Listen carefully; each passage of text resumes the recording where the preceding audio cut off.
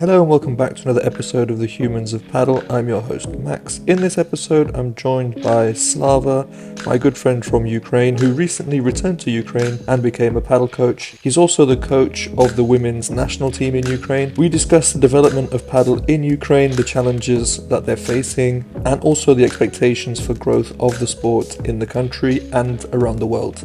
I hope you enjoy the episode and have a great day. So Slava, welcome back to Dubai. Thank you. What brings you here again? Birthday party of my friend. Very nice. Yeah. Last time I saw you, you had kind of started your paddle journey.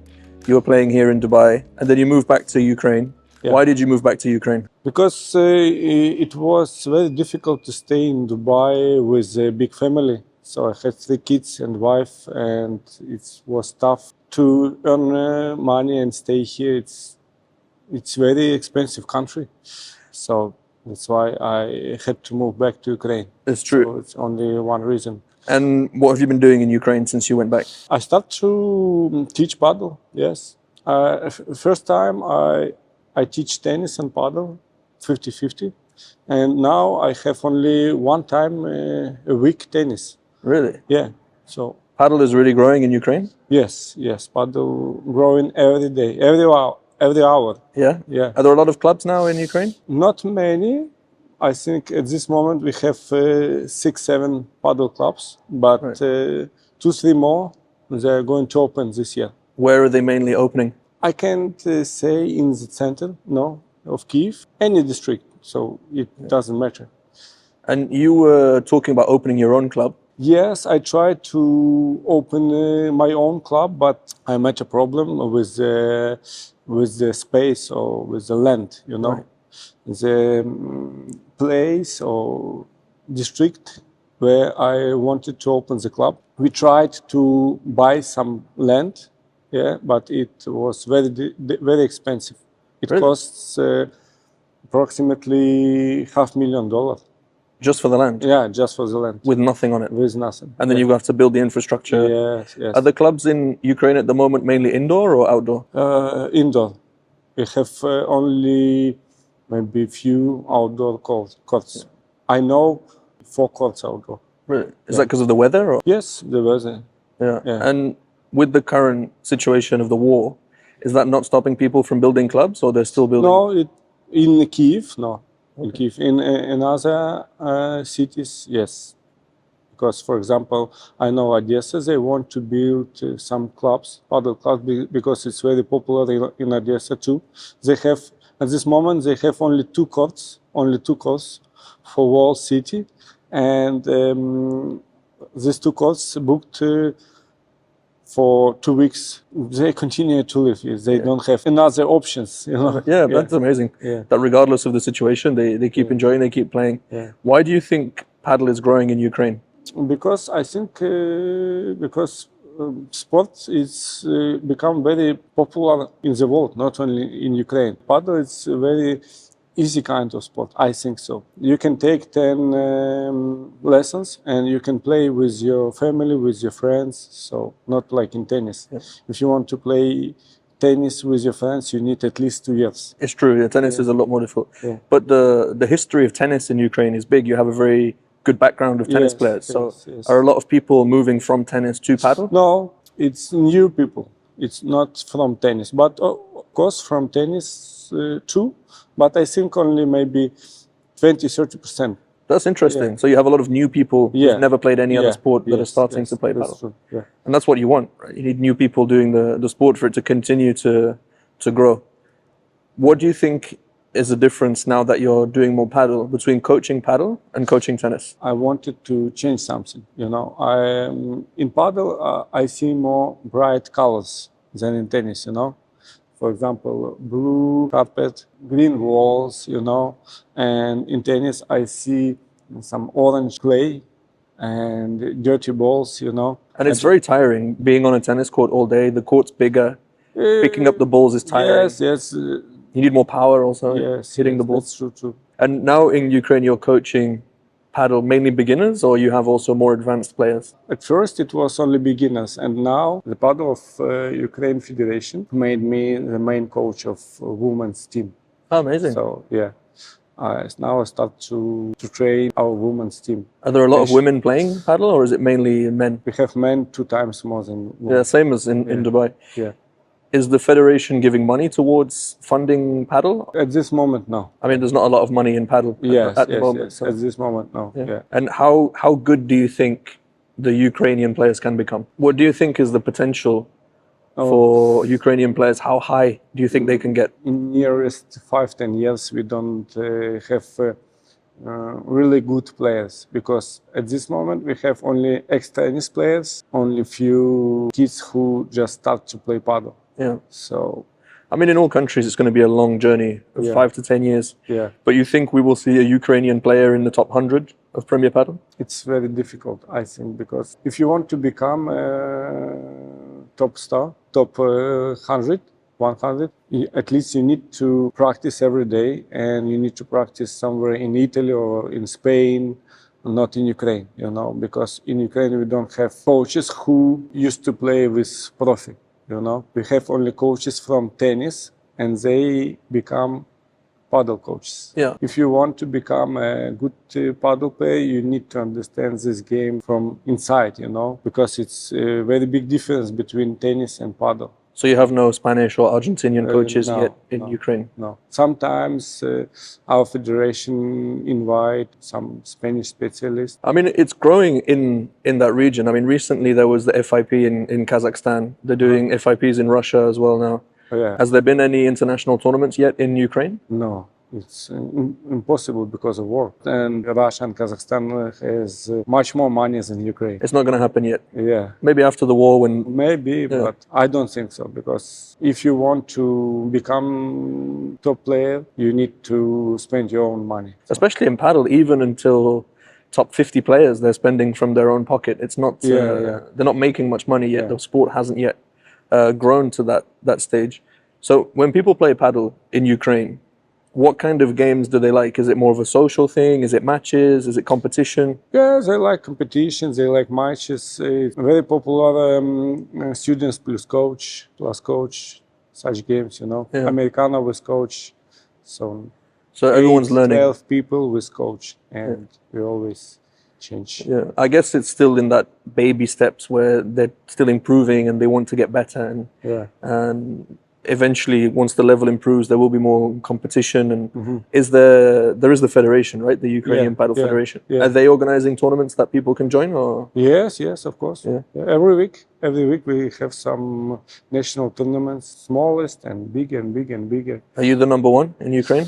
No, I don't have the highest ranking, because I came to Ukraine only last autumn. Okay. And I don't have a lot of points. At this moment, I don't have good partner. I changed 3 or 4 partners at this time.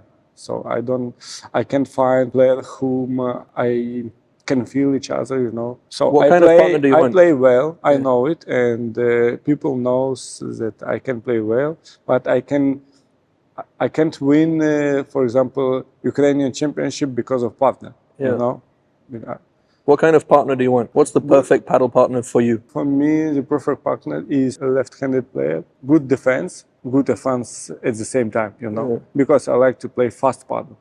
So I can't play slow paddle like people used to play slow. No, it's not you for was me. very aggressive, straight to the net. Yeah. And now when I played category A now, it was not the best my tournament because of birthday party, I mean, the level was very high in that tournament. Yes, very high level, but I felt very bad on this day. Very, very bad. So for me, it was important to play against category A in Dubai. I saw they used to play slow paddle. They feel comfortable when you play slow paddle against them. But when you start to play fast paddle, it's not so comfortable for them. So, I mean, your game style is very different from what most paddle players are used to. They're building the points, lots of lobs, whereas you're very direct and aggressive lots player. of lobs because it gives them an opportunity to play lob. When you will play fast and low, they don't have an opportunity to play lob. True. There's no time. Because your volleys are very, very good. Yeah. What do you think is next for you in paddle in Ukraine? At first, I want to win Ukrainian championship. Okay. I want to play in national team. I want to open my own paddle academy and my own paddle club. So, Those are good ambitions. Yeah. Which one will you do first? in 2 weeks, we have Ukrainian championship, an opportunity to win it, at least. Then in July, we will have European championship and qualification of European championship. And I hope I will play too. You think you guys will qualify?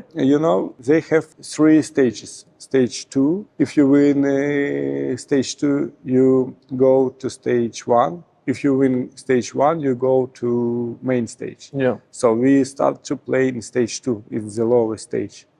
It's the first time Ukraine is competing? Second. Second, okay. Second time, yeah. So we have 20 teams in stage 2 for groups. In every group, we have 5 teams, and only one will go up. I think we can do it. I think we can do it. When is this happening? Where is it? In Madrid. Oh, okay. So you're going to go to Spain for that? Yeah. Nice. Yeah. It's a good trip as well. Nice vacation. Yes. And will you be training the women's team as well Yeah. whilst you're there? Yeah. So you'll be playing and coaching? Yeah. I hope. I don't know how it will happen, but I hope so. That'll be a great opportunity. Yeah. When do you think you'll be able to open your paddle club? I have an opportunity, but the main problem at this moment it's place or land. Yeah. Only this. But why is it so difficult to find land for paddle in Ukraine? I think it's the same problem like here in Dubai, because it's easier and you can earn more money if you build some building, some house, than build a paddle club. Yeah, there's more money in real estate than... So that's why we have a problem with the land. Are people converting tennis courts into paddle courts or not? Yes, I have one example. They destroyed one tennis court and they built 3 paddle courts. And the paddle courts are busy? Yeah. So maybe we'll see more and more tennis clubs. That's what a lot of countries have done, is converting initially tennis courts to paddle, because the demand for paddle is so high. In your opinion, who's the best paddle player in the world right now? Tapia, I think Tapia. Yeah? I like him. I like his game. He's really like from cosmos, So it's true. He has very good reaction, very good speed, very good plastics. He's like a snake. Are Ukrainian famous people playing paddle? Yes, of course. Who would you say is the most well-known Ukrainian superstar In paddle? in general? Superstar. Like who's the most famous Ukrainian person that I would know? At this moment? Yeah. Not sports? Not sports. No, it's Zelensky, of course, our president. True. Has he played paddle? I don't know. I think I don't know. Maybe at this moment he doesn't have a lot of time. He's probably quite busy, yeah.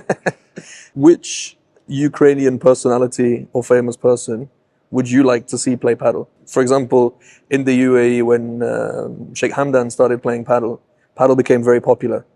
For example, in the UK, David Beckham was playing paddle. Our football players play paddle a lot. Really? Like Andrei Shevchenko, Sergei Rebrov, Evgeny Khacheri. So all ex-football players play paddle, not ex. All football players play paddle now. So. I mean, that's great for the sport. I mean, we see a lot of the retired football players that move to Dubai. A lot of them are playing paddle and they're playing in a lot of the different clubs. So, they have a lot of influence, which has a positive impact on the sport globally. And hopefully we'll continue to see it grow in Ukraine as well. Yeah, it's true. Do you remember the first time that you played paddle? Yes, it was in Dubai. It was maybe 1.5 years ago. I think it was in November. My friend invited me to play the tournament with him. I said, okay, let's go. Let's do it. And we came to play tournament. Of course, we won it. Nice. Yeah. And because it was the lowest level, it was like D here, but nobody knows me and I didn't know what is my level, I just came and played paddle first time. And of course I won it because of tennis. Yeah, as long as the ball didn't touch the glass, you're fine. Yeah. Then I started to play more and more tournaments. I started to have lessons with the coaches. They teach me how to play after the glass, teach me to play smashes correctly because you have a lot of kind of smash, like True. vibra, bandeja, kick smash, rulo. There's a lot more weapons and Yeah. shots in the overhead Yeah, than you yeah. have in tennis, for example.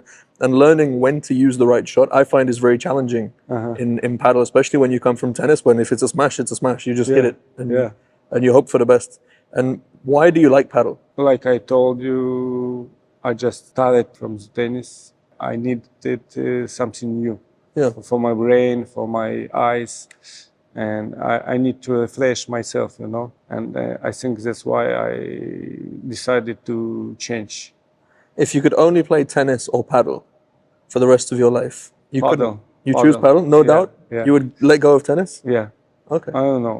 At this moment, I don't like tennis at all. But really, I just want. But you were a very good tennis player. Yeah, but I don't like it at all. Maybe I can play with friends or just good people just for fun, but not more. Yeah. What was your highest achievement in tennis? The highest, you know, I stopped to play tennis when I was 18, and rest of my life I just teach tennis. Of course, I played a lot of tournaments and I won 2 times seniors world championship. So I mean, that's a great achievement. yeah, yes, but yeah, it's true. Seniors World Championship in doubles. Yeah, in double senior world championship, and I was third in single.